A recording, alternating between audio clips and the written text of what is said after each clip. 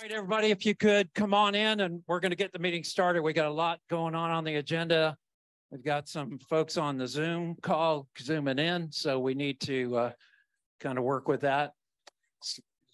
So we have 19 participants on Zoom so far, and I know they're joining in.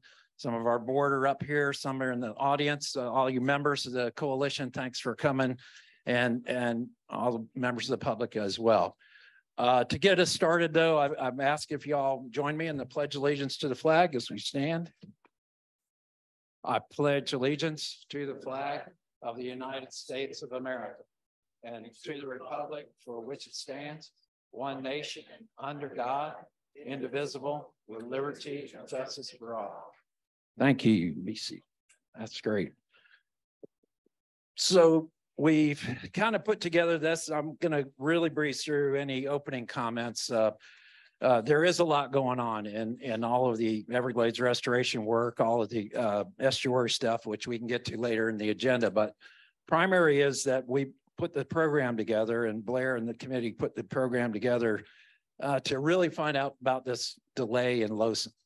As you've heard about, LOSOM's delay is imminent because of a consultation, NEPA consultation that the National Marine Fisheries did. National Marine Fisheries is under NOAA, and they're doing a consultation on the EIS and the LOSOM with the Corps, and they can delay it up to 135 days or so. So this means instead of coming out in June, which we were expecting the record of decision to be signed in the new schedule, it's now going to be delayed to at least December.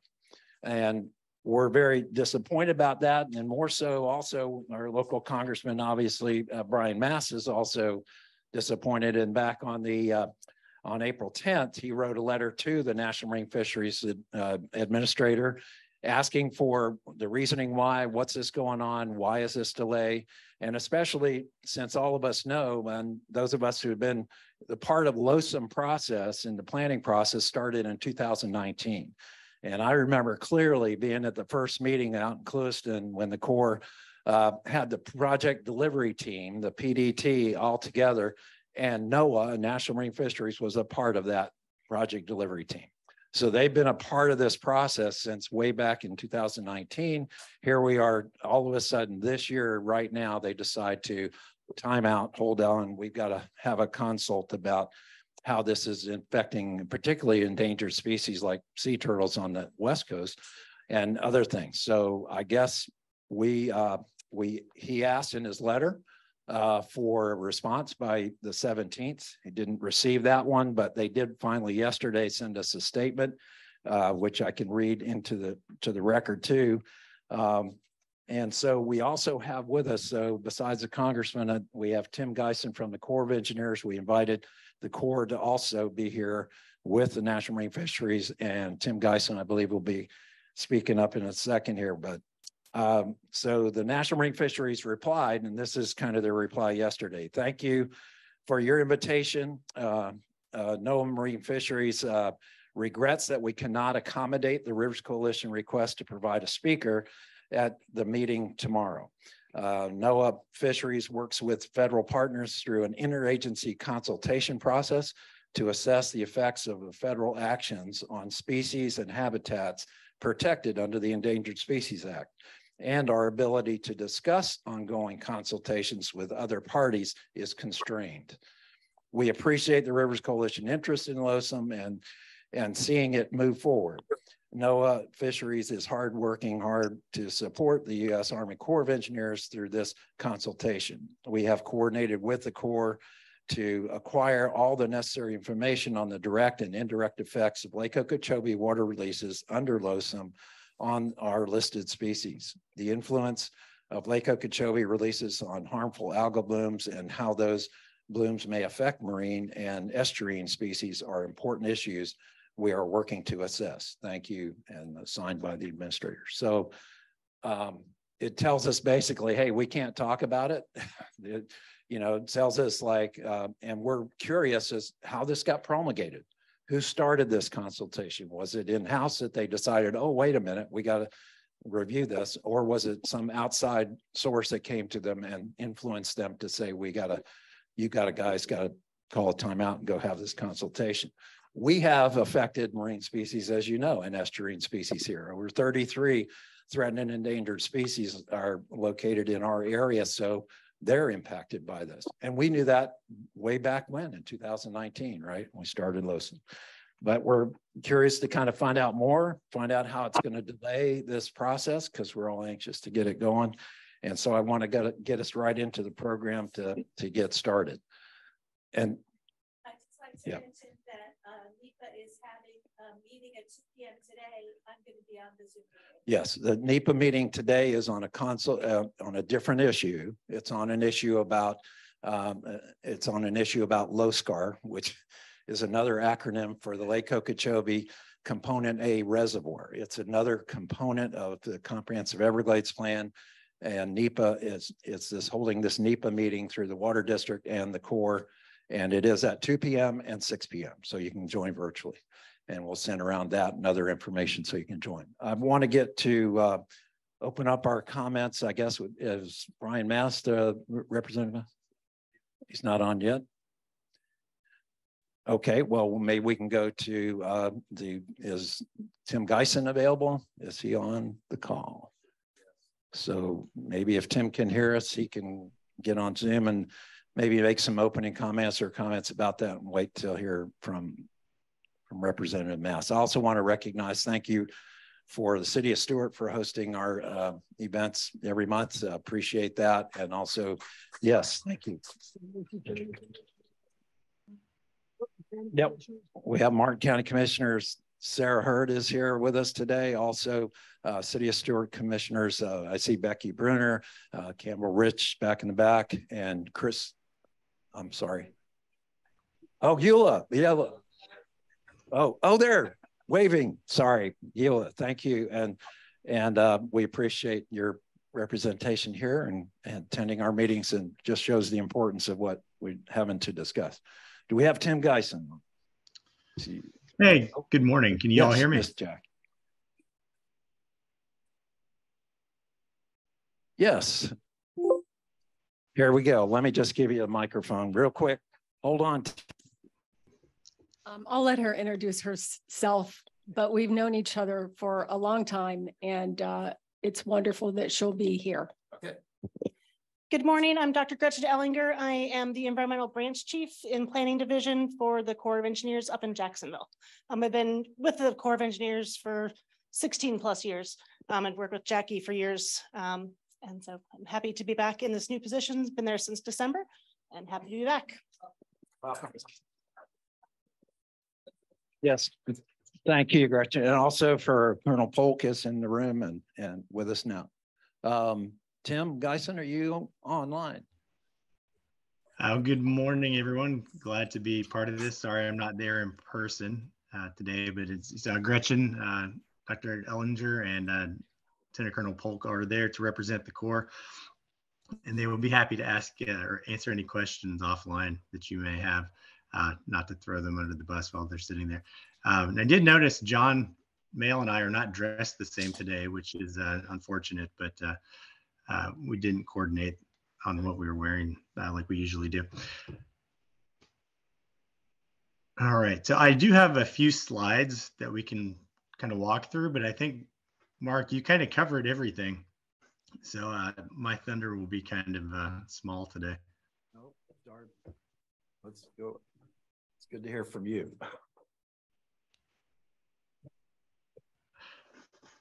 All right, yeah. Once the slides are up, I'll go ahead and jump in.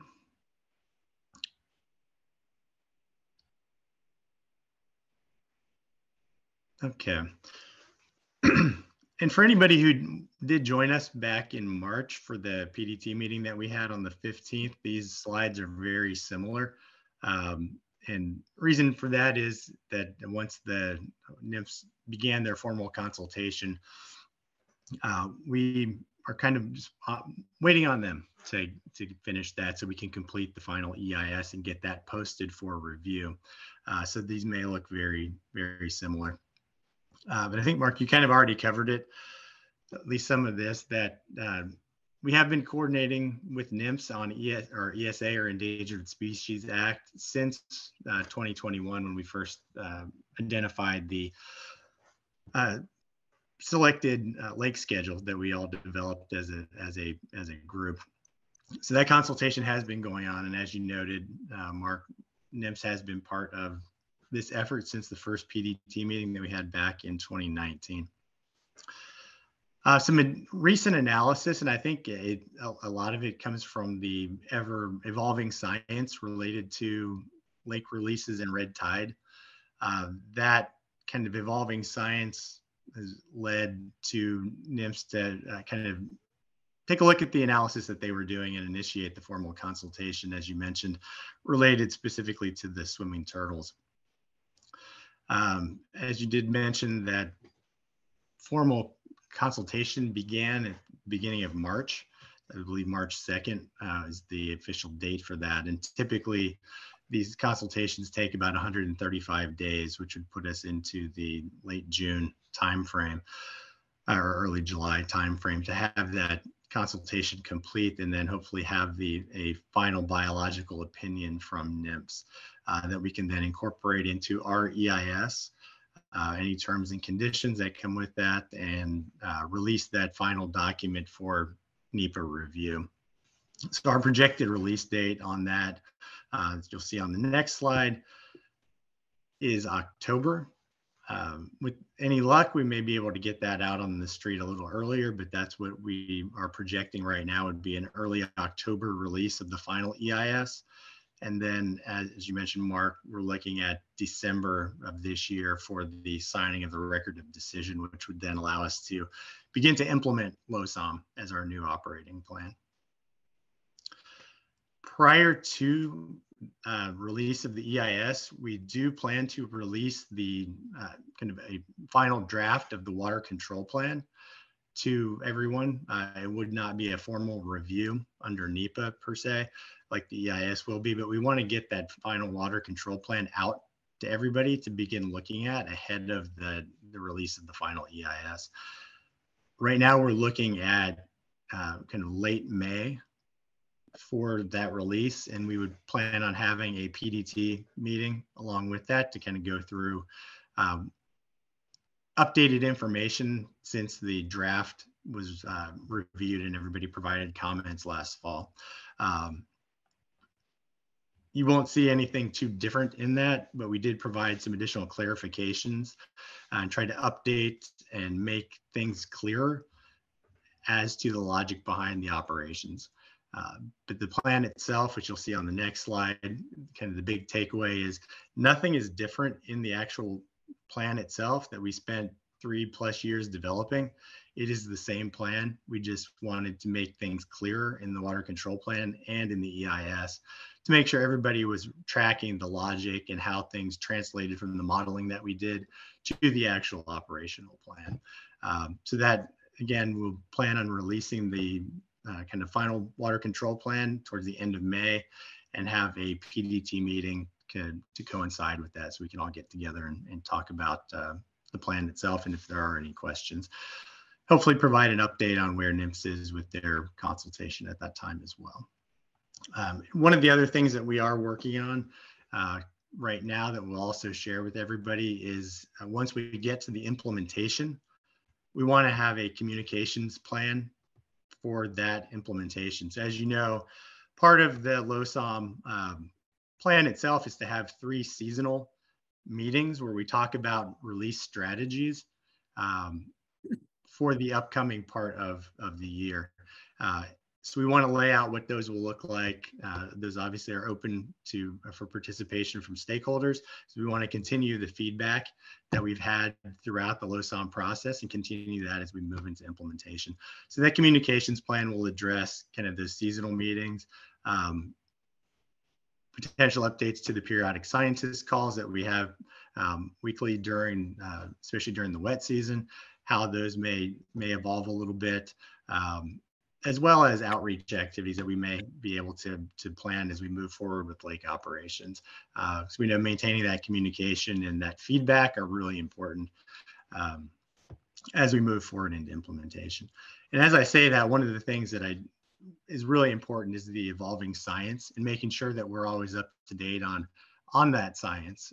And to that end, we'll continue working with all of our scientists, with the different organizations, as well as our stakeholder groups, to really understand what's the best way to make releases under LOSOM as we move forward. So that's kind of the takeaway today, is that we're going to continue communicating as we get through the final EIS. I know we're all disappointed we are not going to be able to get it out in June as originally planned, but we'll continue our communication and work with all the stakeholders as we continue operating under LORS and get to our ROD in December. So any questions, I'll be happy to try to answer what I can. Could we, thank you, Tim. Thanks very much. And let's kind of hold that. I think we have Congressman Mast online, so we're going to go to him next. And Congressman Mast, can you hear us? Are you online? And can you? Yeah, I'm here. I can hear you all loud and clear. There we go. Welcome. Yeah, glad to always join you all. There's really not a great deal that I can add to this conversation. We've written letters to NIMPS, really thinking that this is just below board, I guess would be the nicest way to say what's taken place. Whether it's NIMPS or NOAA as a whole, I don't think we can say they have been active at all in the PDT.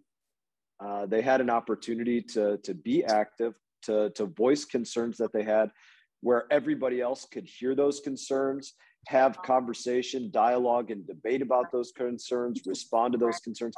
And they didn't do that in that process, in that window. And I'm being very subdued right now, but I don't like it at all. I think it's a real problem. And it's pushing everybody back. You know, Tim just spoke about the fact that, you know, yeah, disappointed would be one word to state that we don't like that we will be pushed back from being able to operate under LOSOM for at least part of this rainy season. That's a real problem. It's another potential threat for all of us that are under threat. And again, just truthfully, there's not a lot more that I can say about it. They're not being over, you know, maybe Tim can say they're being more responsive to him about the scope of what they're looking at, why they're looking at some things on one coast and not necessarily, at least by statement, looking at things on the other coast. Okay, looking for, you know, what's going on with, you know, those swimming turtles. Why not dolphins in one place, or sawfish in another, or manatee in another, or seagrass in this place?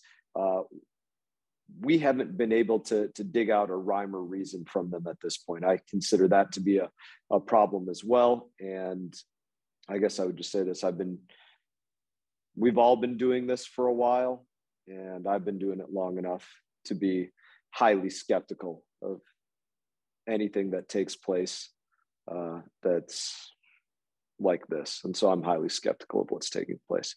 I'm always happy to answer questions as well.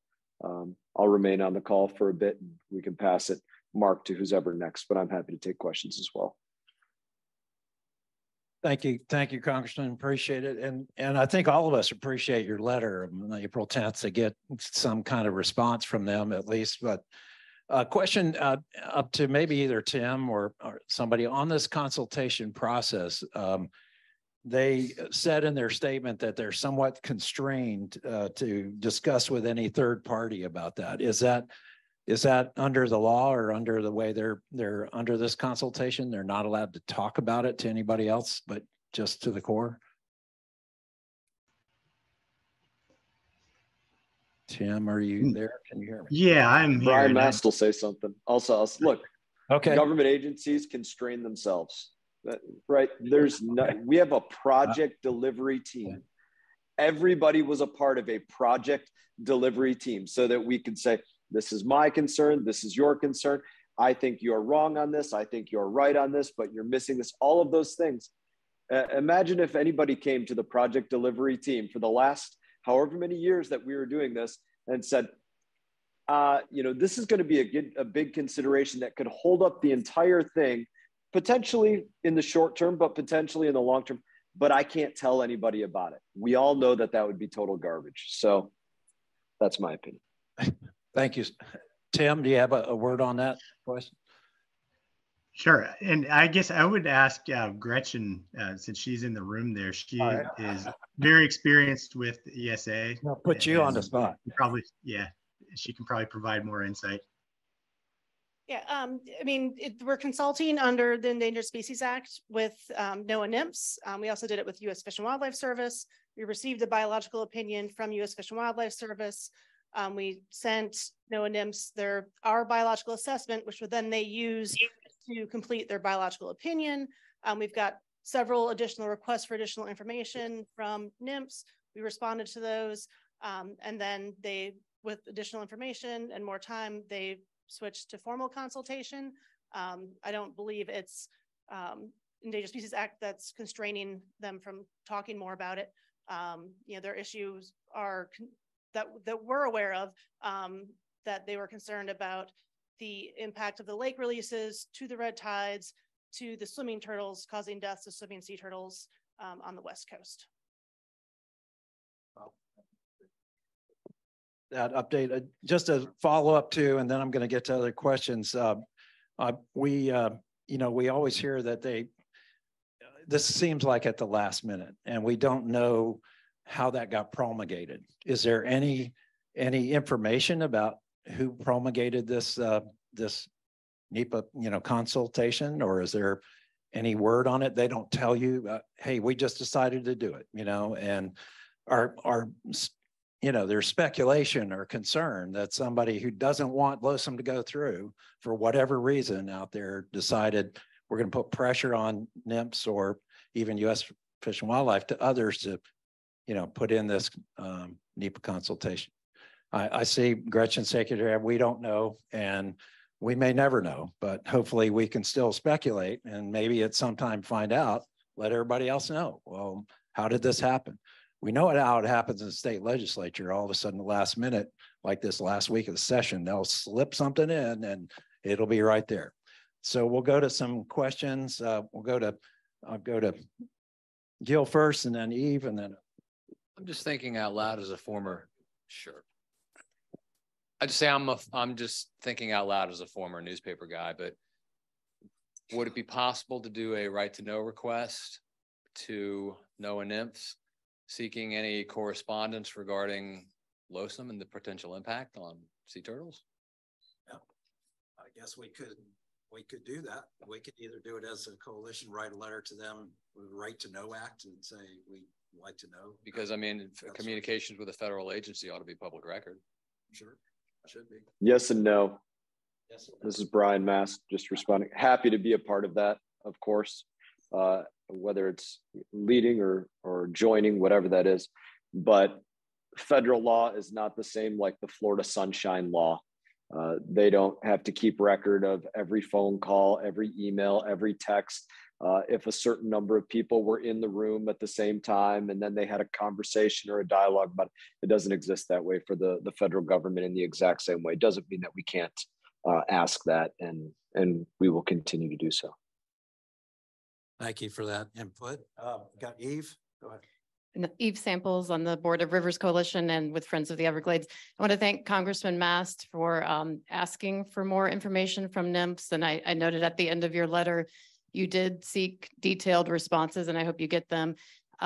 My question is, I think, for Gretchen about next steps. So this formal consultation by NIMS will either result in a finding of jeopardy for the species, right? Or not jeopardy for the species under LOSOM. Can you walk us through what the options are? Actually, if you stand up here, there's a microphone. Yeah, here we go. And then we can pass this one around. Thank you, Gretchen. You may get more questions as we go through. No problem. Yeah, so once we receive their biological opinion, it will be either a jeopardy opinion or terms and conditions, basically to show that we're not going to jeopardize the existence of the species, but gives us some terms and conditions that we would need to follow. From the scientific literature out there, I don't think it's going to be a jeopardy opinion, because that'd be a major impact to the swimming sea turtle population. And LOSOM is reducing, for most part, a lot of the high flows to the estuaries. So once we get the biological opinion, we have to review the terms and conditions. have any back and forth with them, and then agree to the terms and conditions, then it can be adopted into the environmental impact statement and then sent out for review and then signing of the ROD. Thank you for that clarification. And I appreciate Tim again in the beginning to outline that time frame, which we can put on the publish. Got other questions? Here's one from. Yeah, we have back in the 70s and 80s, the photographs were working, counted 851 different species of fish in our estuary. As Mark said, we had 33 endangered species. Out of the 851 species, we don't know what we've lost or what, because they haven't done any more fish science studies since then on all the individual species. So we may have lost hundreds of species of fish. And where has the federal government ever been as far as our endangered species? Non-existent, never have helped us. All right. Good point. Thank you for the comment. I have Diane, and then we'll go to Jim. Diane. Well, we know the West Coast does need water, fresh water, but clean water. And what I have to, we all know that dirty water into the lake means dirty water out, because we saw the chart, it's too deep in most areas for it to absorb the nutrients. It has to go to STAs. This is a state issue. We need our legislature to do more about making sure that that water is cleaned from all areas, all the basins around the lake, from North Florida to into it, that are clean first, because they want the water down in the Everglades in Florida Bay too, but it has to be clean. So the issue, I think, is really with the state and not an issue with the lake. Thank you. Thank you for that comment. We've got Jim, and then we'll go to Douglas. Jim Moyer, Indian Riverkeeper. Two questions. I mean, one is sort of the obvious. Harmful algal blooms are harmful. It's in its name. The second one is, when was the environmental impact review closed for LOSOM for everybody else? And under what statute are they permitted to reopen it? And was that clearly evidence to the other members of the PDT when they were participating in the PDTs? So I believe the biological assessment was given to NIMS in, I believe, February of 22. Yeah, 22. I wasn't here at the time. I was in Atlanta. And so when we send a biological assessment to either U.S. Fish and Wildlife or NIMS, they have time to read it and then ask for a request for additional information if they need more information to complete their consultation. There is not a standard set of time or requirement of which they have to ask for the information. We have to provide that information, and they can go back and forth many times. I believe we got 5 requests for additional information from NIMS from that time. And it was requests for different information each time. And then we actually submitted several revised biological assessments to them, incorporating the new information. And then it's not until they deem that they have enough information for them to start the official 135-day clock to give us a biological opinion. So to Jim's question, though, when was we had a draft environmental impact statement, which was in draft, and there was a comment period by the public and PDT and everybody. When did that end? And then was this request by NIMS or other agencies after that or after the fact? So the biological assessment is a separate document from the environmental impact statement, and it's an appendix to the environmental impact statement, but is a separate agency document. And so it runs usually in parallel with the review of the EIS, but it doesn't have the same review period because it's a separate document for the other federal agencies. All right, that may help to answer. Douglas, can you stand up right there and speak? Great. Good morning, everybody. I appreciate this courtesy to let me talk. I've been in here for 20 years. A lot of people know me. I used to sit in the back when they had hard benches so I could be a rabble riser. I think I got the front row, and I say this carefully. Congressman Mass, I want to say it in this meeting. Thank you very, very much for all your help. You've done a lot, and I really appreciate what you're planning on doing in the future. One thing, I don't want to be negative, but when I deal with government, I have 3 words. They were mentioned today, and I say it very politely. Meetings, plans, reviews. Meetings, plans, reviews. 20 years I've heard meetings, plans, reviews. I'm more proactive instead of reactive. And I just want to, hopefully the government will start thinking in deadlines, because we can't stay here very much longer, whether it be on the East Coast or the West Coast. Something needs to be done. There's got to be a deadline for this. I like to come to this meeting standing up. I hope I never have to come into this meeting in a wheelchair to finally hear 20 years from now something's finally getting done. Thank you. Good comment. Good comment. We have Megan McRoberts on the line. Do you on the line to? Or she did it in the chat. What was? Yeah, go ahead and read that. She had a question. Okay. If NMFS is able to request a last minute review or requests for information, does this open the door to any other agency or organizations to also make a request for a review and continue to further delay LOSOM? So, yeah. I Gretchen, believe so, because Fish and Wildlife Service already completed their biological opinion, so our consultation is complete with them. So the only consultation that's left for LOSOM is with National Marine Fisheries Service. And we do, now that they started their official biological opinion clock on March 2nd, they do have a 135-day by law under the Endangered Species Act to provide us their final biological opinion. So once that clock started, now we do have a set deadline.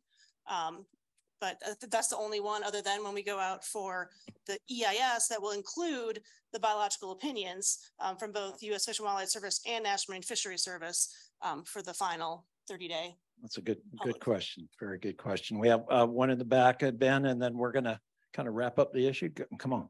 Yep, you got to come over. Got to get you on tape.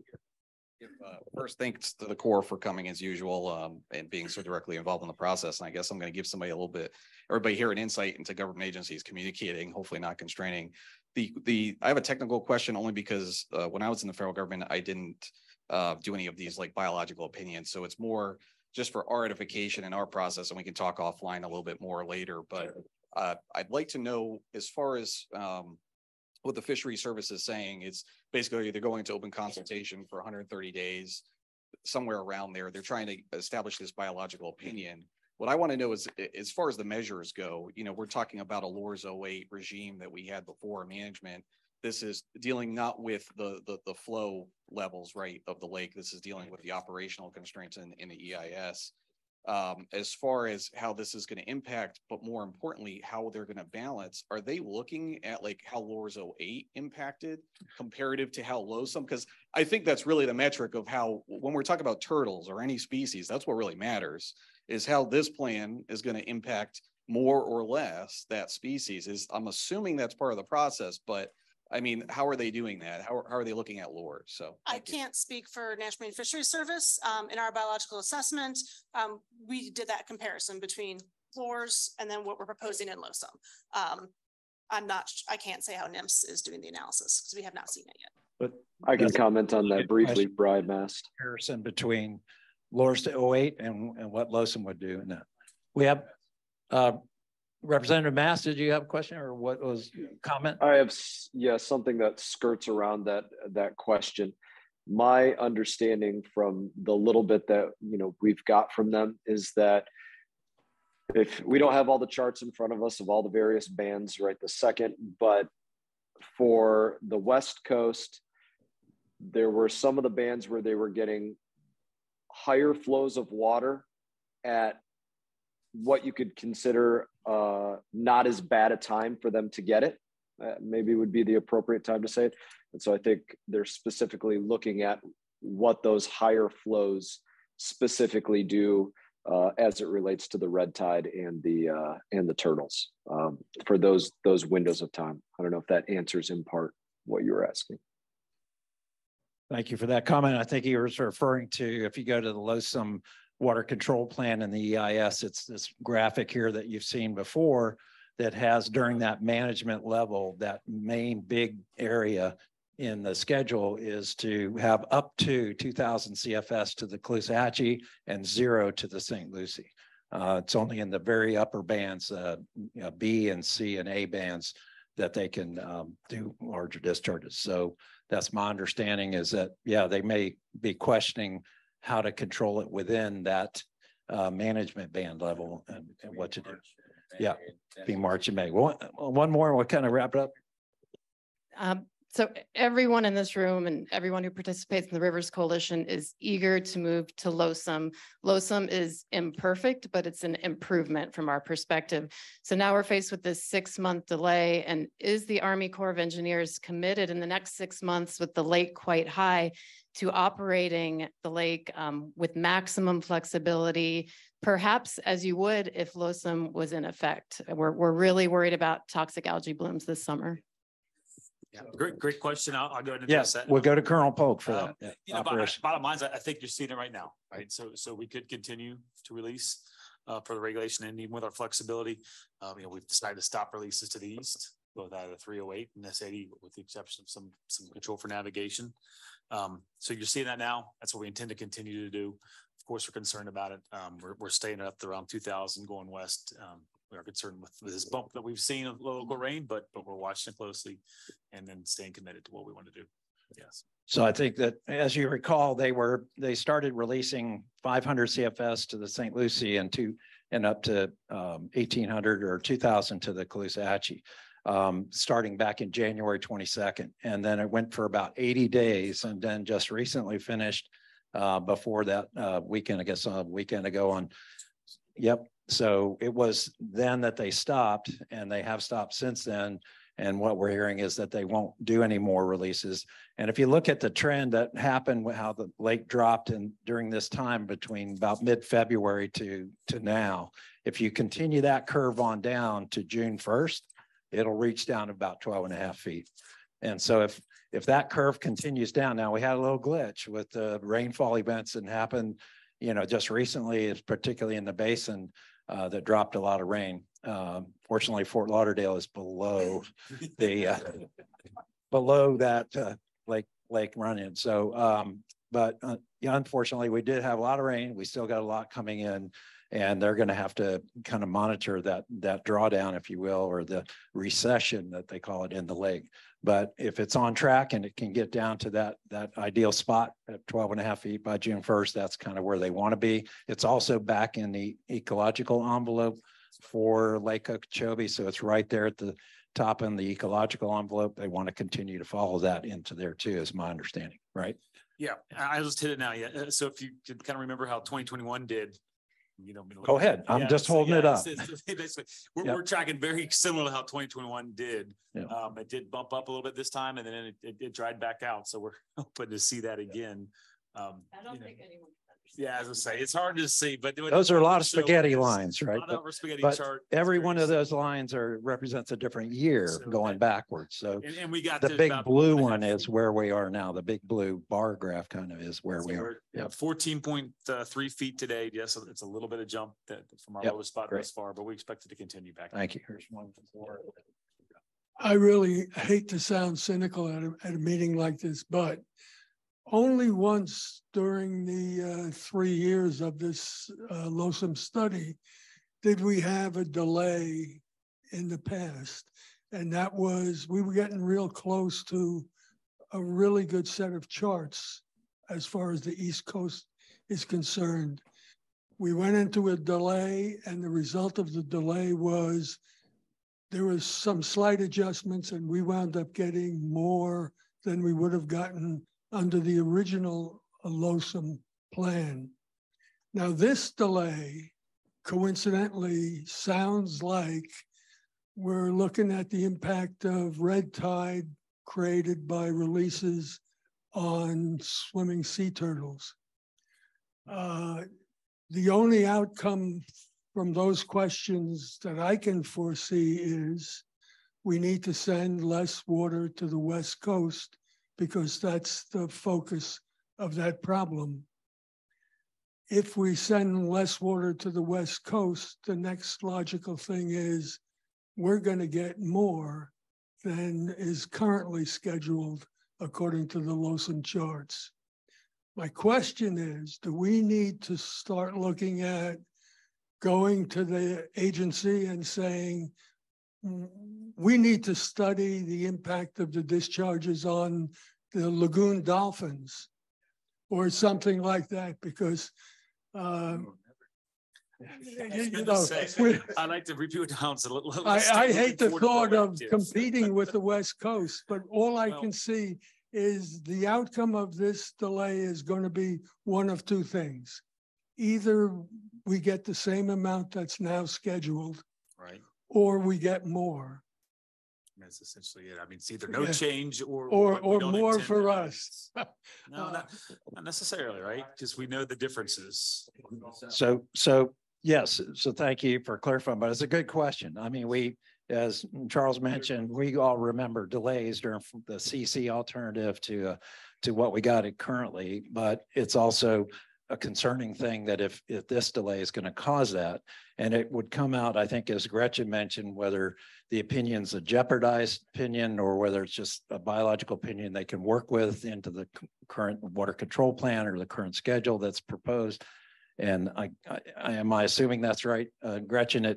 And we don't know the answer whether it's a jeopardized or not opinion, right? So we won't know that until the biological opinion comes out from NIPS. We should take comfort, as Eve says, maybe should in late May if they're going to. This is still a better plan, as we said earlier, right? This is a better plan than what we had under LOSOM. Okay. So we'll all stay tuned to. Thank you for bringing that up for Tim's plan on basically by July. They'll hopefully have a final opinion in the EIS final release will be in October, but and the record of decision in December. But then the final water control plan may come out late May for clarifications on what the current, control plan is calling for. And then we'll go forward with those kind of situation in that time frame. But I so appreciate Tim Geisen being on and clarifying that kind of schedule. I also appreciate Gretchen and you, Colonel Polk, for being in the room here and talking up some of the questions, answering this community by far, as you know, because you've been here, and particularly this coalition is so concerned about how this schedule comes together, gets implemented, because we are desperate to have a different schedule than what we've had in the past and how we can manage the lake better so that it's better for the lake, better for putting water south to the Everglades, and better for these estuaries, these northern estuaries. So I want to thank Colonel Polk and Gretchen, and also for the Representative Mast, who is online, as well as Tim Geisen. So appreciate that very much. Give him a hand. Thank you. And I also appreciate every one of them, including Representative Mast, being available to all of us. So if anytime you have a question or a thought, shoot them a question, shoot them an email, shoot them a communication, and get it answered directly from them. We don't have to wait to another meeting for having that information. So we're going to get our agenda. We got John Mayle from Martin County coming up.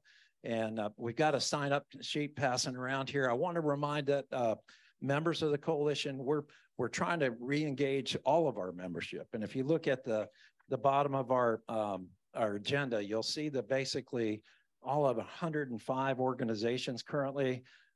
We appreciate each and every one of those, and we want you to be engaged. And if you see an organization that hasn't been around for a while or not engaged, help us to communicate with them to get them engaged in the Rivers Coalition and re-engage them, if you will, if they haven't been participating in a while. So we're anxious to send out emails and surveys and get that going too.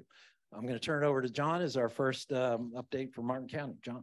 Mark and John, this is Brian Mast. Is it possible I get maybe 2 or 3 more minutes? Yes, sir. You can. I'll give you 2 or 3 more minutes. No problem. Yeah, I want to give you all a quick update on the river, but as it relates to the Coast Guard, if you'll take it for a moment, because I get a lot of questions on it.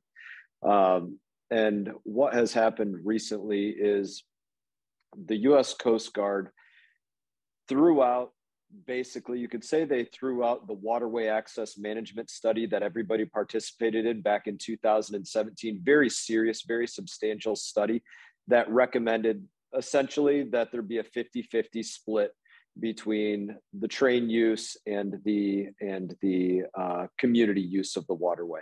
They didn't really like that it said that, because the train cannot operate within the constraints that it put forward. So they essentially threw it out. They said they were going to do another study as it relates to it. They have since thrown that out. And the latest thing now is that they're just going to basically, quote unquote, take information from Brightline as it relates to how they see waterway traffic in the waterway, and not do their own study. That's a really big problem. And on top of which, they were supposed to be doing a study of the waterway in this window of time that we're sitting right now. Clearly, they're not doing that study because there's no boat traffic that can go through starting on whatever day. So this is something to be highly skeptical of what's taking place with the waterway, with the Coast Guard. And it would take me probably 10 minutes to list off all of the extremely dishonest, literally dishonest things that have taken place by Washington, D.C. Coast Guard as it relates to doing a schedule with our bridge. And I'll leave it at that.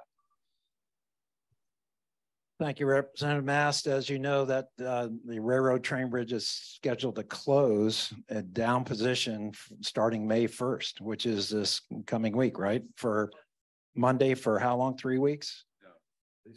No, at least 3 weeks. Could be longer. So be prepared for that. John, turn it over to you. Thank you. Thanks, Mark. Thanks, Congressman and Tim and Lieutenant Colonel Gretchen. It's always great to see you, and grateful for you guys participating with our community in these efforts. I'm going to start with a continuation of the pessimism about LOSOM, and then end with some positive comments from Martin County's perspective. So the county engaged as well in this as best we could. We got a similar response from NIMS that the congressman did, though I think it was easier for them to tell us to pound sand than it was to tell the congressman. But we basically got the same message, but then we were able to convey that if you're going to extend this process, which we lament, that at least consider some of the ESA impacts on the East Coast that we believe have been proven through work with conductivity metering on the coral reef, turbidity metering, and just some of the just obvious photographs that demonstrate the turbidity impacts to nearshore coral reef outside our inlet that haven't been picked up. We believe that's a responsibility of NIMS as well. So there's some frustration on our part there. We hope that they either don't delay it or consider all of the effects. And like I said, I think the work that the county and Harbor Branch have done has proven that relationship and given them something actionable. Good news. The county has made some great progress on our East Fork Creek stormwater quality treatment facility. It's just east of US 1. It's been a little bit disruptive for traffic, and you know, whenever you have a major construction project, it sometimes gets a little bit messy before it gets nice, but we look forward to that project being complete in the next few months and making a profound impact on tributaries from Poinciana Gardens to the Manatee Pocket, and some great nutrient and other contaminant removal. And then we just recently received word from the DEP that a grant request for a phase 2 for East Fork Creek was approved. So that's funded. We've got some utility relocation that has to take place, and then we'll be able to start that project hopefully later this year. And that will provide some additional nutrient removal to one of the last tributaries that have received treatment for the Manatee Pocket. And then from a grant perspective, I mean, everything we've asked for this year, we've gotten from DEP. The state's been incredible Several of our legislative requests became mute because we got them through grants and large septic to sewer projects, resilience projects that will also contribute to water quality, a whole program of backflow preventers that will help to reduce flood impacts from rising sea level and king tides.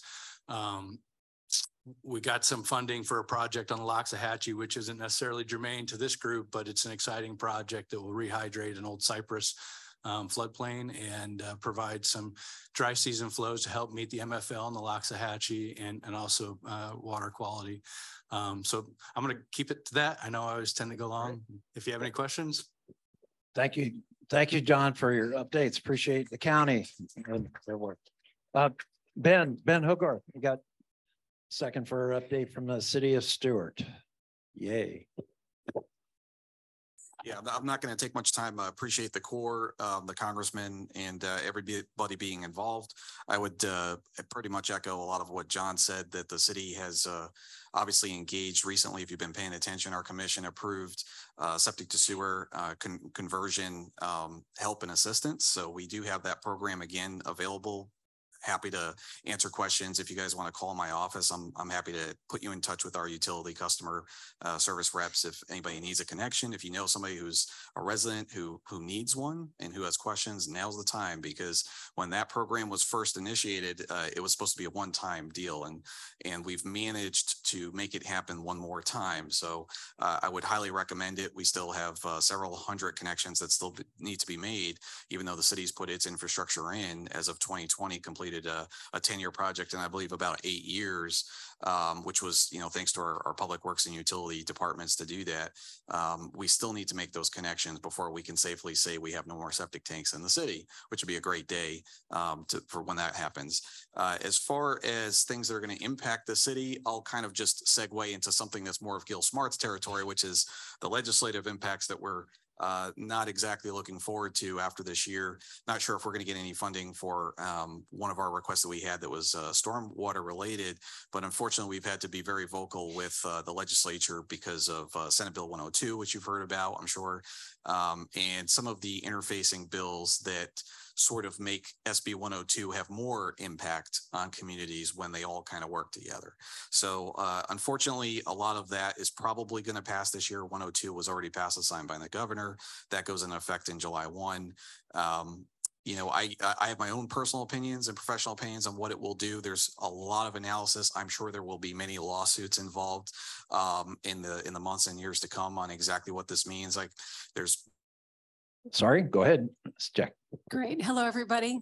Jackie Thurlow-Lippish, local Jackie Thurlow-Lippish, and also your representative on the South Florida Water Management District Governing Board. I'm going to give a couple of things that are from me, and then the rest of it will be from the board. As you know, my husband and I have flown over the St. Lucie River, Indian River Lagoon since 2013, documenting the state of the waters visually, and my husband has continued to do that. I presently won't get into his present airplane, so I'm making him do it by himself because it's this little thing, and I just don't trust it. But anyway, he's been very good at getting up there, and on my blog are these pictures, and I am able to use those pictures without conflict when I participate in the periodic scientist calls of the Army Corps of Engineers to just give a visual of what things are looking like. It was April 15th that the Army Corps stopped discharging, and the South Florida Water Management did put in that request. And that is a wonderful thing. As you know, since that time, we've had intense rainstorms, intense. And so when you see the recent pictures, they're even worse than when the Army Corps was discharging, because there's been a lot more water coming in to the river since that time.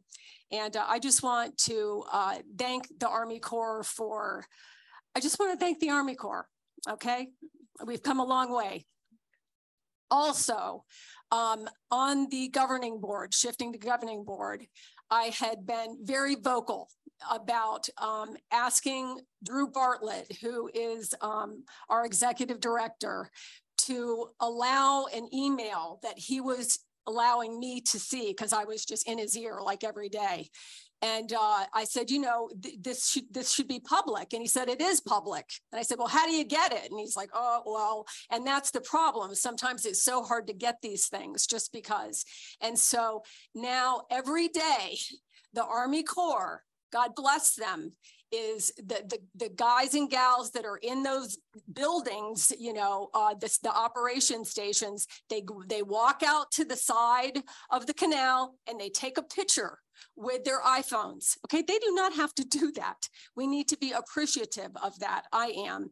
And then they send it in, and somehow or another, it's also working with the district. Like the district comes in and says, oh, it looks kind of like you need to take a picture. But of course, the district makes the Army Corps take all the heat because that's what we do. I'm not kidding. And so it's the truth. And so there is now every day this report that comes with a series of reports that you can sign up for. And of course, to make it more complicated, it doesn't come through the Army Corps and it doesn't come through the district, the South Florida Water Management District. It comes through DEP, the Department of Environmental Protection. So they have to take the hit if something really crazy happens. So if you would like to have this sent to you, please write this down. If you would like to receive this report via email, you can write to this gentleman at DEP. His email is josh.b.rowe@floridadep.gov. Again, josh.b.rowe@floridadep.gov. Just politely, hi, I'd like to be on your list. Todd, do you remember the name of that thing? It's of the email. Is it the daily ecological report? Okay. Thank you. South Florida system update, the South Florida system update. And then it has a series of things on there, like 5 different things. And down at the bottom is this very valuable piece of information. Because it is the water in front of S308, which is at Lake Okeechobee. So every day we can see if there is algae in front of that gate and they rate it. Today it's a 2, which is kind of below the middle. And I just opened up today's report and I'll show it when I get back. Is it this one that this is? Yes. So and then there are pictures. There are pictures on it too that show. You want to stand up? No, it just shows the algae report. This was on the 17th, on a Monday, the 17th. And they basically show pictures, but also the chart gives you the dates and the sampling. And then they rate it as to the area, the size of the bloom, and the severity. So the size and the area and the severity give you this rating. And in that particular day, it was a 12. It was way over here in the red zone. So that was 17. So this is part of that DEP, even though it's Corps of Engineers, as Jackie said, it's part of the DEP report, right? Right, and it just helps because even if my husband, Ed, flies over S308 or other pilots from 1,000 to 1,500 feet, you might not see the algae. You only see the algae in the plane once it's really exploded. And so this is a very useful tool for all of us and for the Corps too, and for the district. I think the Corps is also working on a possible camera that will look out further into the lake. And I would like to help in any way that I can with that. So this is the chart. Todd, I'm sorry, Lieutenant Colonel, do you want to say anything about this? Yes, ma'am. I mean, the key, I think, like you said, at the end of the day, it's really is about detection, right? Whether or not we see it, it's unfortunate. It's when it's at the gates already. So it is a lot about in the big picture, how we're able to detect what's really our concerns out there. Last week at the GEAR conference, right now, fortunately, the lake is in a spot where we're not seeing a lot of algal bloom activity. We've of course been expecting some, but it's a tough one to predict. I mean, even from the NOAA scientists in the room can tell you it's a couple days out at best. And, we've been expecting it, but fortunately it stayed down. We hope it remains that way, of course. But it's just one more tool to help share the information and work together. And if we do have those blooms that meet the criteria that are positive, then they can come out and treat as needed. So it's just a step in the right direction. Thanks. Thank you, Karen. Sure.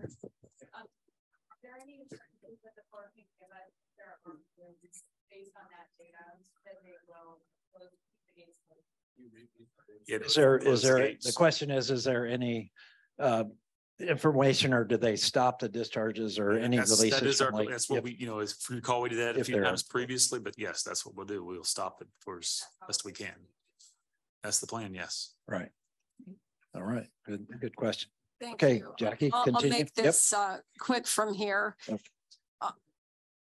So, as you know, the South Florida Water Management District is the local sponsor to the Army Corps of Engineers. And that's why I always say we have a brother-sister relationship, and it makes sense to get along because we're working together. And the relationship right now is better than it's ever been. The district continues to buy land purchases for C-23 and C-24. It's very exciting, part of Indian River Lagoon South. So as we make those, sometimes they're small, sometimes they're larger, but at our last meeting, we made 2 more. And then the Army Corps builds out on those most of the time for these big projects that over time will help alleviate the issue. SERP, you've heard of it many times. Also, the district would be upset with me if I didn't talk about the 2023 South Florida Environmental Report. And this is the report on all of those big projects. And it is impressive. I mean, I know that it is always hard to come in these meetings where you feel like it's Groundhog Day, but progress is being made more today than ever before. And I'm going to give one of these to each one of the members up here, and I'll put some in the back. And if you want more, you can have them. We are making progress. What we should be praying for is to keep the money flowing and to keep water at the top, because it is important, even though politics is so divided right now. The water quality issues are important to everyone. And that is very, very important to me. Yeah, let me just on that, on the 12th, which was Wednesday, the 12th, they had an open house about the report. And the way that did down at the district, I was there and with others and Newton Cook and others, that basically they had a poster session. So each one of the scientists in the staff at the district who does this chapter by chapter and issue by issue and has the science all done up on a poster, what we call a poster session in a science community, where they present their poster with all that information about that particular chapter or area. And then they're there standing beside it to discuss it with anybody who's coming through. And the next day at the governing board meeting on the 13th, Jackie did bring up the fact that we ought to have those posters posted out there too, because it's a very quick and visual way to see chapter by chapter what's going on within the, rather than reading hundreds and hundreds of pages in the technical report, it's all right there. And that was the first time I've ever seen the district do that kind of presentation about the South Florida environmental report. They've done this every year for years and years, but this was the first time they brought it out to try to say, hey, can do this. And I tell you, it's good stuff. It's good stuff, science there, and it was well done, well presented. So I encourage you to check it out on their website. Thank you. And I'll get all those slides to everyone. Thank you, everybody. And I am so happy that Dr. Gretchen is here. Yay. Thank you, Deb. So next we'll have up is our state, anybody from the agencies. We got FDEP, anybody here? FWC, going once, going twice. Nobody from NIMS, obviously, no, Marine Fisheries. How about, and the Corps, you have any other comments for right now? It's okay to be silent. It's okay. It's okay. But you're here just in case we need you to jump on. I do want to say about the Corps, and as you attended our last monthly meeting out at the locks, I was so great and excited about that. So we had over 75 or so people come out and still participant, but most importantly, we had a general, the Brigadier General for the South Atlantic Division of the Corps of Engineers, General Hibner, and General Hibner was there along with Colonel Polk, and also Colonel Booth could not make it, but he was going to. But to have that representation come out there, and we had several speakers besides the general and colonels, and we had Jackie was there, we had city commissioners, we had county commissioners, we had people that spoke in just in right order, including all of our citizens, and talking about not just the issues and what's going on in the discharges, but right there about the history of this canal, about the history. And I'm glad Ed Killer was there talking about Ernie Lyons' days and the write-ups that Ernie Lyons had back in the 1940s and 50s and stuff like that, that he was talking about the estuary, because we need to remember what that is like and what it was like and what we want it to be again. And at that time, there were no big discharges, but I recall back in 1998 when we held in September, I believe of that year, we had on National Estuary Day, September 27th, we had about 900 people over there at that rally. And we held a rally. I remember having to get federal permits for that one. And I told people, well, if I get in trouble because all this protest, I'm going to haul off to jail, somebody's got to bail me out. But it was a great turnout. And at that time, there was about 6,000 or 7,000 CFS coming through there, and talk about a cloud of water. And just, we didn't know that all that could be toxic and you're breathing it in.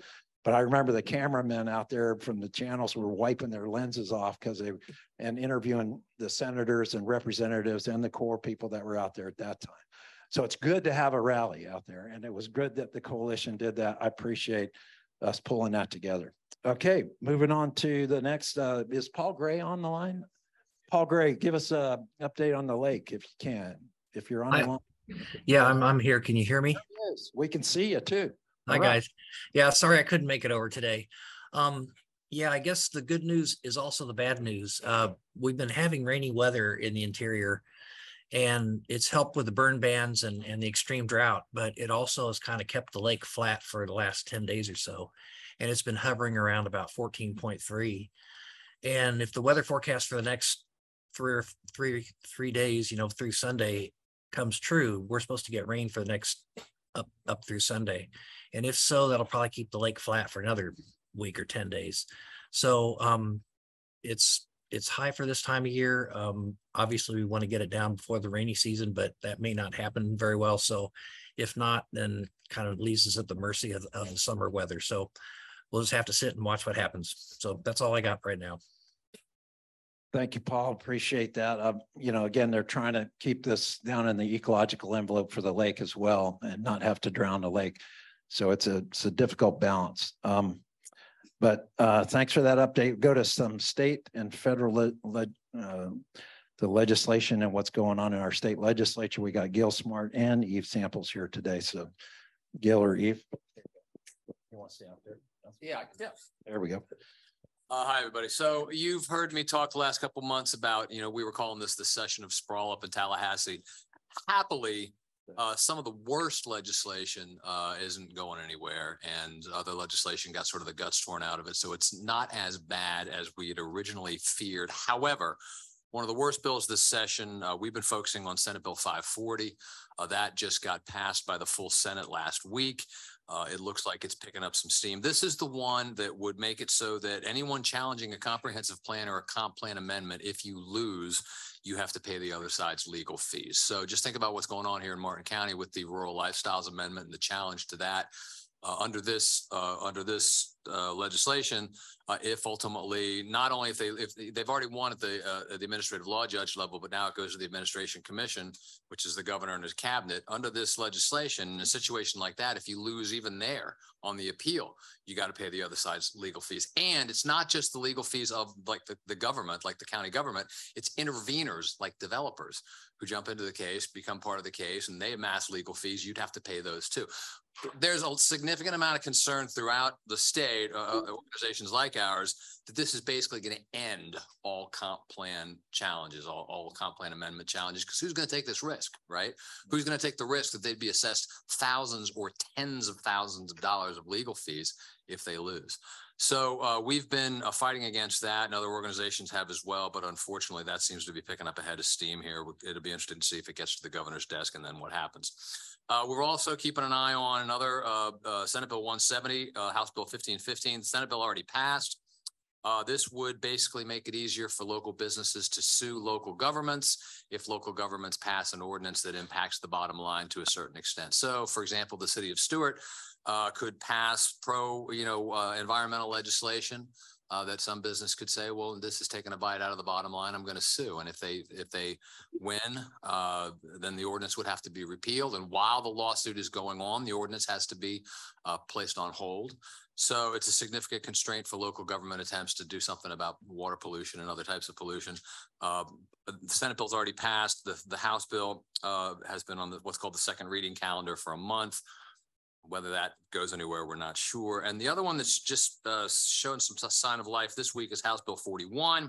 That prohibits local initiatives or referendums on land development regulations. Let's say the city of Stewart decided to do away with its height limit. And people here were very upset and went and sued over those land development regulations, which were passed by the city commission. This bill would do away with your ability to sue in that such case.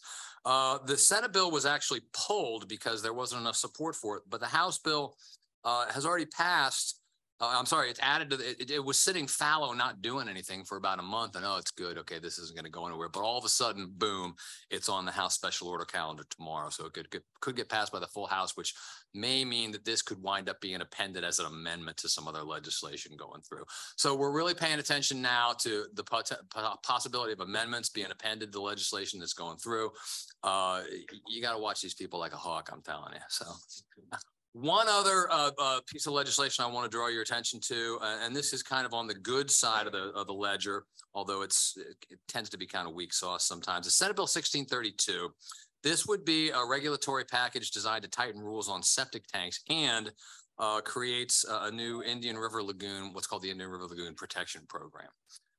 This bill would require that within the local government's jurisdiction, a plan must exist to provide sewer services within 10 years for any development with 50 or more, 50 residential lots with one septic tank per acre. So basically it gives a local government 10 years if you're in like a BMAP area, in particular, you've got 10 years to hook these people up to sewer or advanced sewage treatment, on site, that sort of thing.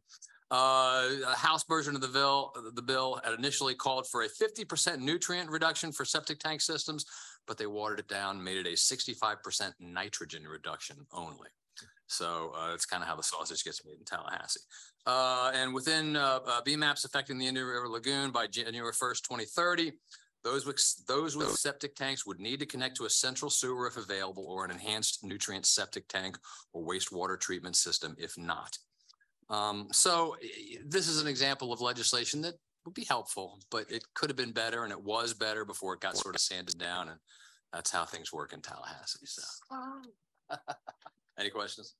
It's good. All right. Good. Thanks. Eve, you want to? Okay, we're tracking some too at Florida Oceanographic, but also we work with other organizations like 1,000 Friends of the Everglades, Conservancy. We all kind of work and convene together during this whole session and trying to track these bad bills that are going through and then track some good bills and try to keep them together as they go through the committees. They go through then the House floor, the Senate floor, then they finally go to joint, they finally get approved, and then they go to the governor's desk for signing. Session ends on May 5th, and the one thing they have to pass is an appropriations bill. And the appropriations is all about where the money is going to be spent and how it goes.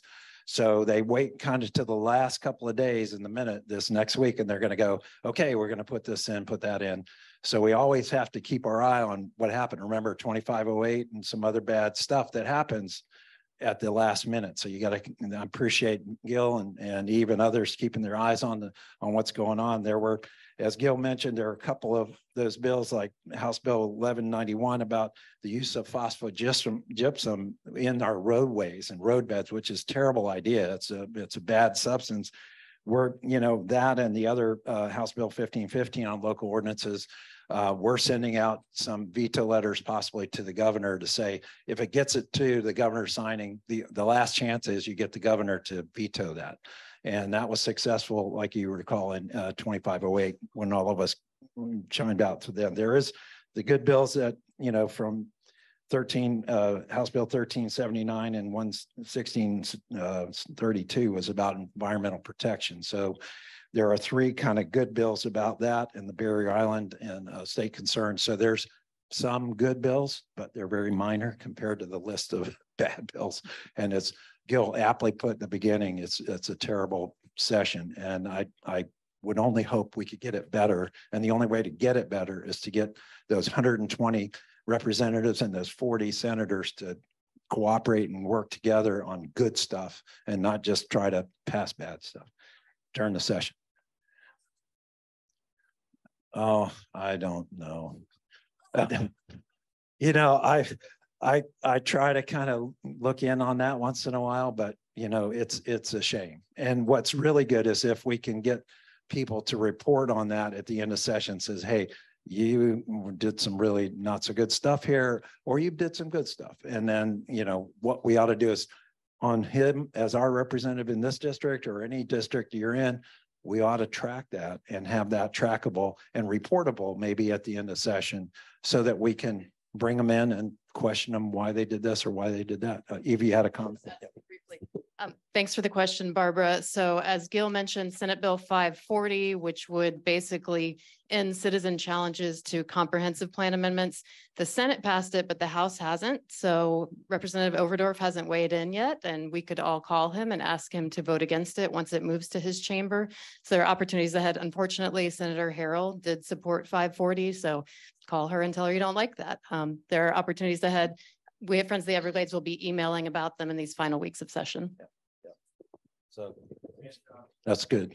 And Snyder, who also our local district, we ought to call them all in and at the end of session and say what's going on.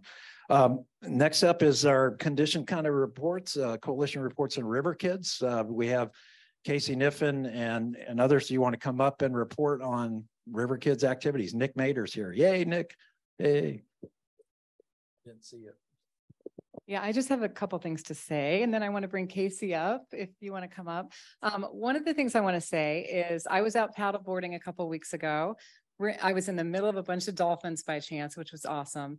But I ran into somebody on the paddleboard and started talking about Rivers Coalition. And he's here today, Dr. Patrick Foley. So thank you for coming. So all it takes is just talking to people and just urge them to come to these meetings because this is where we hear all the information that's really critical. So thank you again. I also wanted to say this morning, I was out on the boat and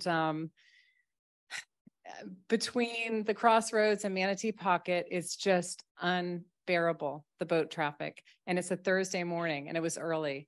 And I just hope there's some way we can think about that and the speed there and just slow it, try to slow it down. It's so dangerous. Jim lives right there. He sees it. He sees all these boats going aground, but the dolphins use that as just a highway and they feed in there. All the tides come together. It was a mom and calf I was with, and they're right in the middle of 8 boats that are just speeding by. It's crazy. So that's a really dangerous area. I wanted to bring that up again. I know I brought that up at the rally, but I feel very passionate about it. Maybe River Kids can do something about that. But do you want to come up, Casey?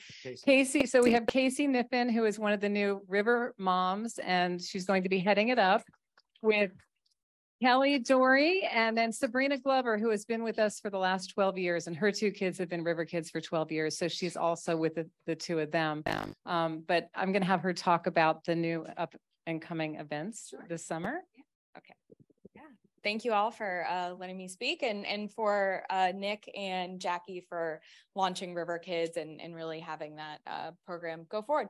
I'm so excited that we had River Kids at our rally last month. They were very brave and got up there and spoke. And I know personally, my daughter came away from it with a new appreciation of all of the folks talking about the history of the river. And she said, I get it now. They really want to protect this because they saw it so good and they wanted to be like that again for us. And that was a really moving moment for her to be able to hear that and appreciate what you all have been doing for a really long time and how they can move that forward in the future. So we have an upcoming event at the Environmental Studies Center on May 6th. Yes, thank you, Barbara.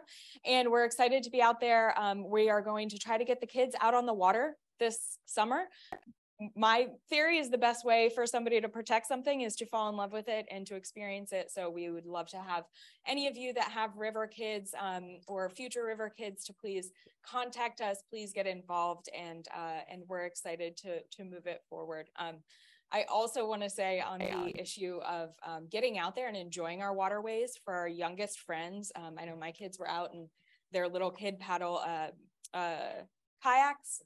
Even in the slow speed areas, people are not abiding by those slow speeds. They're flying through those areas. And so even when you plan a slow speed area, it's not being enforced. And that's something that I think as a group, we could absolutely bring up. I did have a little piece of seagrass wash up after a big boat went by with a seahorse attached to it. So that broke my heart. And we need to make sure that those slow speed areas are slow speed. It's for reasons for the dolphins, for the manatees, and even for the tiny little critters that are hanging on just by one little thread. So thank you so much. I appreciate it. And get the river kids out there. Thank you. Casey and Kelly DeRay have great kids who were at these events and who continue to help us out. Todd Weissing, you got some Speaker Bureau information, then we'll kind of wrap it up with some other local update. There you go. I'm Todd Weissing. I'm the coordinator of the Rivers Coalition Speakers Bureau, and we've been busy. I guess that's a good thing. We had a speaking engagement in January. We had 2 in March and 1 last week. I've already spoken about the one in January. So in March, we spoke at the St. Lucie Sailing Club, big club, active. We have about a 15-minute presentation, and they asked questions for about 45 minutes after that, and then gave me the hook, which I didn't mind. March 23rd, Jim Harder, who is part of the Speakers Bureau, invited us to attend the Admiralty condominium, and one of the members that we spoke to that evening is here today. So we are bringing in new people to attend our meetings. We kind of triple manned them. We had Jim there, we had Dan Merritt, and myself. So boy, they walked out of there with all kinds of information. And then just last Thursday, Circle Bay Yacht Club. So I've been involved in the Speakers Bureau for 15 years. This is the 3rd or the 4th time they have invited us to address their group. So what does that mean? That means that if we've been to see you, invite us again, we have new information. If we haven't been to see your organization, please give us an invite. Go to the website, click the request a speaker, and we'll be right out. Thanks. Thank you. Thank you. Hey, great. As far as local issues and water quality, and we'll get the seagrass is pretty much the salinities right here in the middle estuary are staying around 16 parts per thousand. It's not ideal in the 20 to 25 range, but it's 16. And in the outer estuary at about 21 parts per thousand. As we said, the lake is still at about 14.3 feet or so.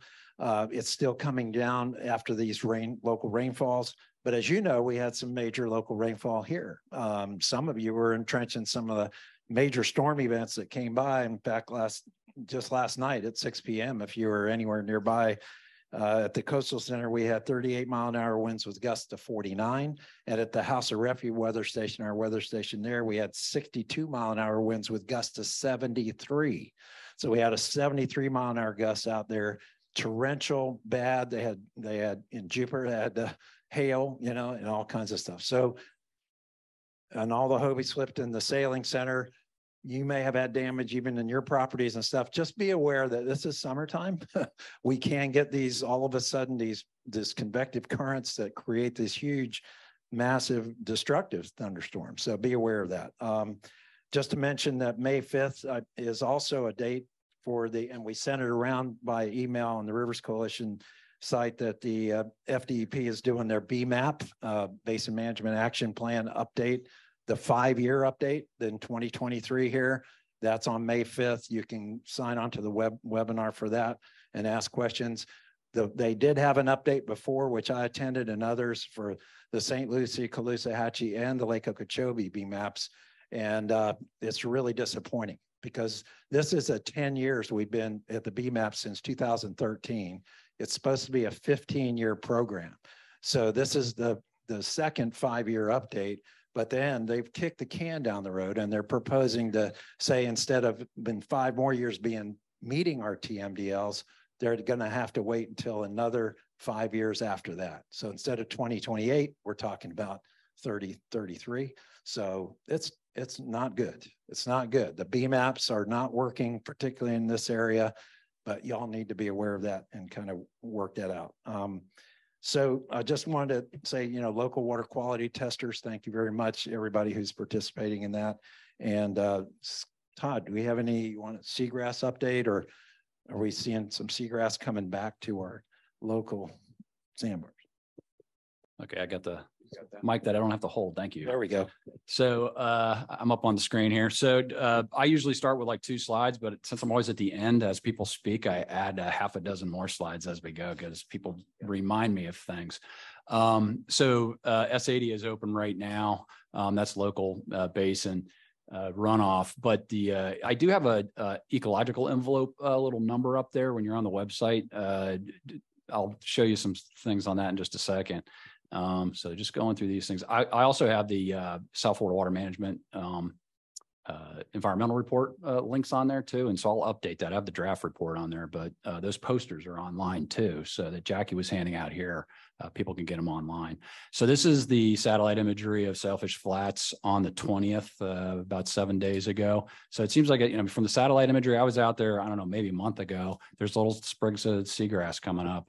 I don't know if that's seasonal, but it seems to be getting better out there. So if you go back a couple of slides, like I'm going back in time here, so that's March, earlier March, March, and you get back into January, March, it was pretty barren out there. But I don't know if that's just the winter stunting it. This is October of last year, so that's where it kind of got at its best, in the last 18 months. So that's the seagrass. I got to get this Zoom stuff out of my way so I can click here.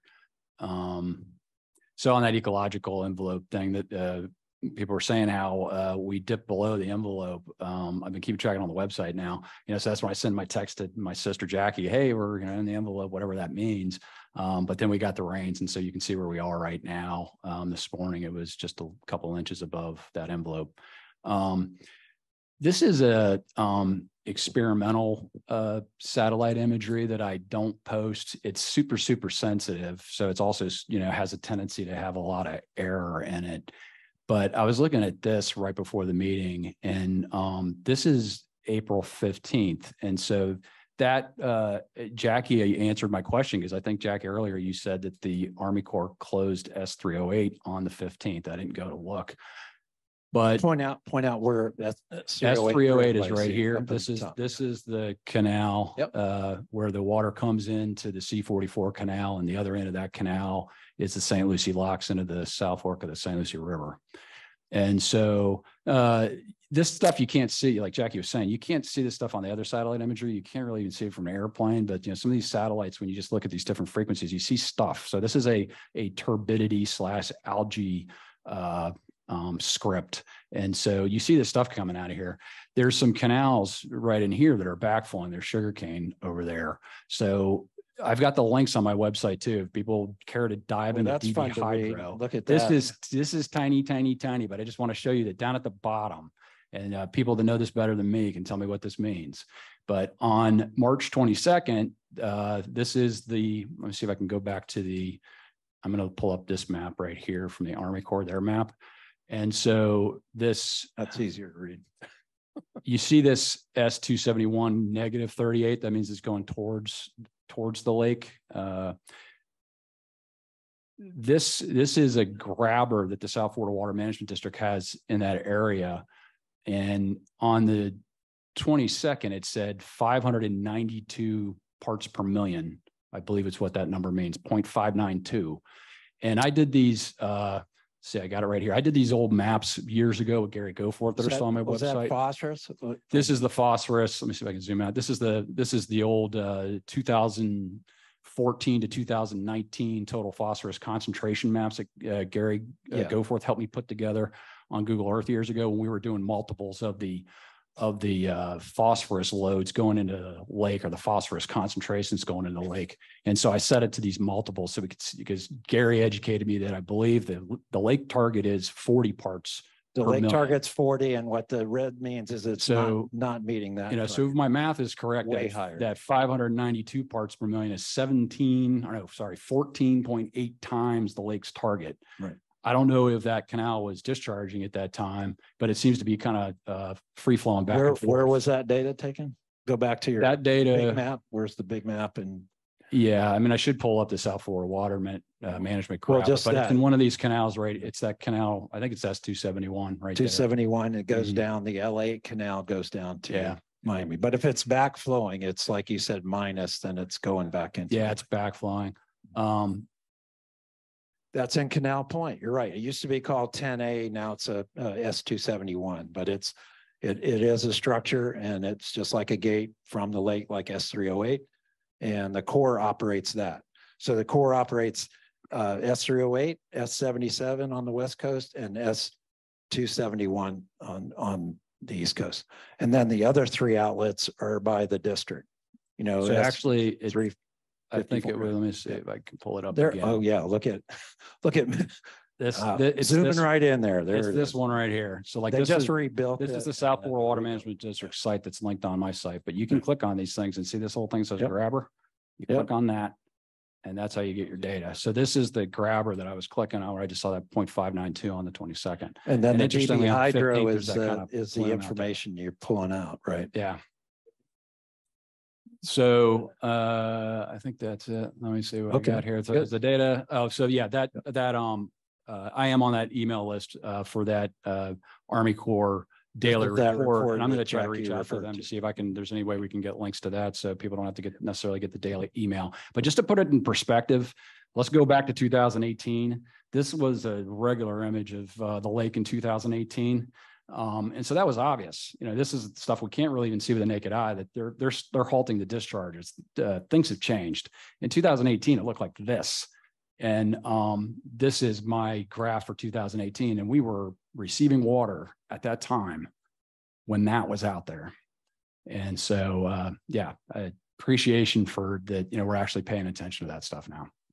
Good job. Right. Thank you, Todd. Thank you for bringing that up. Not only seagrass, but kind of eye on the lake. Riverkeeper, we have Jim Moyer with us. Jim. Yeah, you guys have heard that the conditions in the lagoon are not great. The turbidity is a pretty serious problem, and we really don't get our arms around the sediment loads that are causing that. A person was asking me the other day what the deal is, and I think that considering the Indian River Lagoon as a person who has a sweet tooth and is unfortunately morbidly obese and has lost a kidney and is operating on half a liver, and has had gastric bypass surgery. And so the BMAPs are providing a bit of relief for their condition, but this patient hasn't gotten any behavioral modification assistance. And so this patient is likely to stay in intensive care until we can change some of our behaviors. and modify what it is that we do and interact with this patient who is desperately ill. And so changing the way we boat is a pretty obvious one that we can all commit to. We can stay in the channel. We can consider where seagrasses are coming. We need to do more to stop some of the dredging operations that are producing some of these sediments. We need to understand that wake not only causes loss to seagrasses, but it erodes shorelines. And we can't build our way out of this. We can't, unfortunately, grow seagrass out of this. If you look at this BMAP model as being 10 to 15 years out, the seagrass is going to lag behind that by probably 10 to 15 years as well. So we may not have recovery until my children's children are enjoying the lagoon. We need to take this really seriously. The Indian River Lagoon is the most biodiverse estuary in North America, and it's losing its battle because we aren't taking it seriously enough. And so it's a local problem as much as it is a state problem. The federal government had to sue the DEP in order to bring their standards up. This is just craziness. This game that we're playing with the FDEP and basin management action plans is not getting us to where we need to go. We're seeing water quality improvements and reaching nearly those BMAPs, but the habitat is failing. We can't even get NOAA to consider seagrasses as being fundamental to fish species. It's just this crazy envelope that we're in. And until we as citizens start to take this really seriously and to modify our own behaviors and our own interactions with the lagoon, we may not see progress. Thanks for that kind of depressing update, but but it is, and that's the kind of the balance here. We have to mix that reality and depressing news to what we want it to be, and how can we get it there, and how can we get it recovered and come back. And we're out there trying to research what we can do to replant in oysters or seagrass or other kind of things, and how can we recover that. At the same time, we've got to fight for stopping the pollution coming in to the system from the upper watershed in Lake Okeechobee all the way down to the tip of the Everglades. So, I mean, and into our estuaries, we got to stop the pollution at that source. Yep. Yeah. The sanctuary at The idea is that if we were to designate the entire Indian River Lagoon and the nearshore reef as a national park, we could refederalize the control of this area under the EPA. We could perhaps even develop a QBEL that would protect us from the pollution of the Army Corps of Engineers Transport Authority from Lake Okeechobee into the southern end of the lagoon. But if we love something, we protect it with park status. And the Everglades would not exist if it wasn't for the national park status and the efforts of Eve Samples. But Biscayne National Park took about 10 years to develop. If we worked diligently toward that goal, we could have national park status much more quickly, because we are a motivated people who love this place. And I didn't want to imply that people aren't doing really wonderful things to help this lagoon recover, but we need to really concentrate on making the lagoon the most wonderful place that it is. It is the treasure of the Treasure Coast. Good potential there. We're going to have some I wanted to also bring up the fact that at the district's last meeting, which was, just this last week on the 13th or so, a week ago, the next meeting of the governing board is on May 11th. So that's coming up, and you can attend either virtually or in person. It's always good to know when those are coming up. That's May 11th. And it's going to be in Naples this time. They move it around a bit sometimes to catch everybody, so that's great. At this last meeting, though, we ended the district and others work on a water year. And the water year is described from May 1st through April 30th. And the reason is to catch that rainy season and dry season. It's the water year. And during that water year, the staff reported at the last district that that basically about 1.048 million acre feet of water went south through the stormwater treatment areas and into the Everglades water conservation areas. And that over 1 million acre feet that went down, only about 43,000 acre feet of that was from Lake Okeechobee that went south to the Everglades.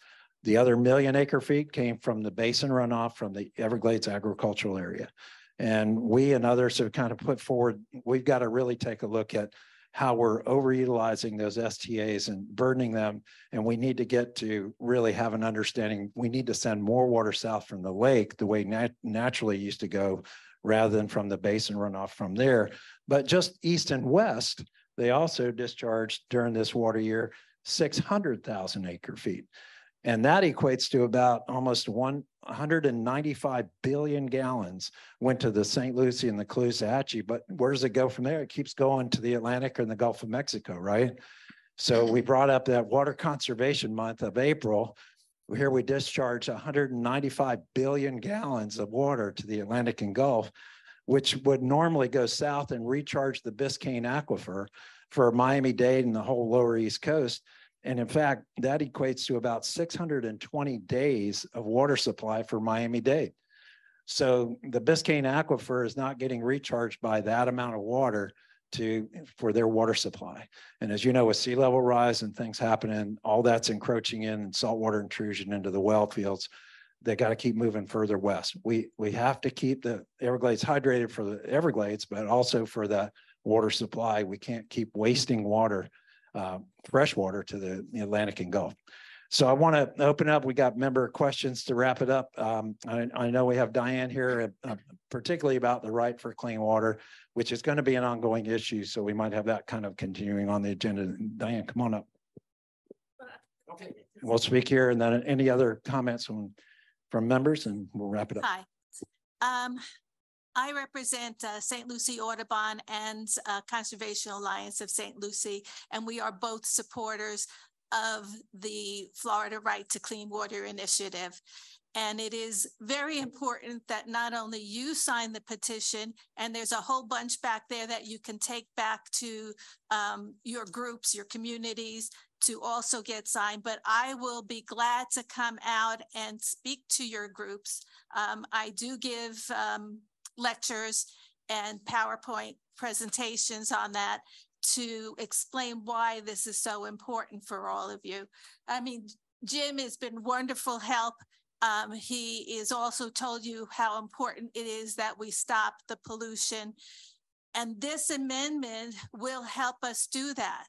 This will require our government to take preventative measures to stop the pollution so that we have an end to it. And all we have to do is a short-term cleanup that we're spending billions of dollars on this, and there's no end to it because it is still allowed. So right now, I have 3,650 signed petitions for St. Lucie and Martin County. We need another 1,760 just for our area to get the Florida Supreme Court to do their review. And we need over 18,000 more by November 30th in order to get it on the ballot.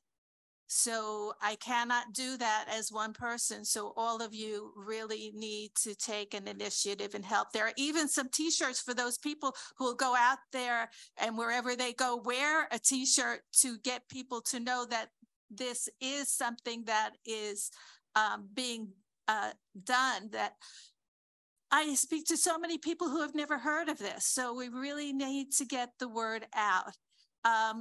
Some people do say that we have they don't want to sign it because they don't want to give out their birth date. And yet they go to restaurants, their favorite restaurants, and give their birthdays out just so that they can get their free meal or, discount for it. But they can just take the form, sign it and mail it in if that's their preference. We do have cards there that they can look up information online, you know, for the petition. But please, all of you, help as much as you can. There's a question in the chat if there's a place to sign online. No, you cannot sign this online. You would have to print it out and mail it in, because this goes to the supervisor election. What you're signing and why you need to either put your voter registration number or your birth date in is for the supervisor of election requirement. And they need the original copy to do this for us. I just brought in. No, you have to be an authorized person, and I'm authorized. So even when you send it to the address that's on the form in Fort Myers, they mail it for St. Lucie and Martin County to me. So if you want to send it directly to me, you can do that. That's quicker then, so that I can hand deliver it, which I did this morning, over 100 signed petitions to the Martin County Supervisors of Election. Good questions. Thank you. Thank you for clarifying that. That's a good question, because, you know, and the process is really right here and clear that in order to get this on the ballot, there's these thousands and thousands of signatures need to be done by the specific date, like Diane mentioned, in November. So we all ought to do our best to at least get it on the ballot so that the voters next year can vote on it. That's really important. Thank you, yes, Diane. Appreciate it. We got a couple more and then we'll wrap it up. We got to start with Joe and then Joe in the back. Come on. Just go ahead. Yeah. Rick Hall, River Warrior. And I just, to like what Jim was saying, I go up and down, you know, to Fort Pierce to my little boat. And the funny thing is, during the week, the water can be a lot clearer. You get the weekend and you have all the people out in the boats. And once I get past a certain point, now it all starts getting darker and darker and darker. The more boats that are out there, the darker it gets. So maybe, like everyone was saying, do something to get the motorboats to slow down. Good thing to bring up to help our rivers. Yep. Want to talk right here? Go ahead. Yeah, just a couple of comments to connect some of the discussion. Gretchen, the water that's in that little canal that Todd showed is 500 and some odd 60 parts per billion.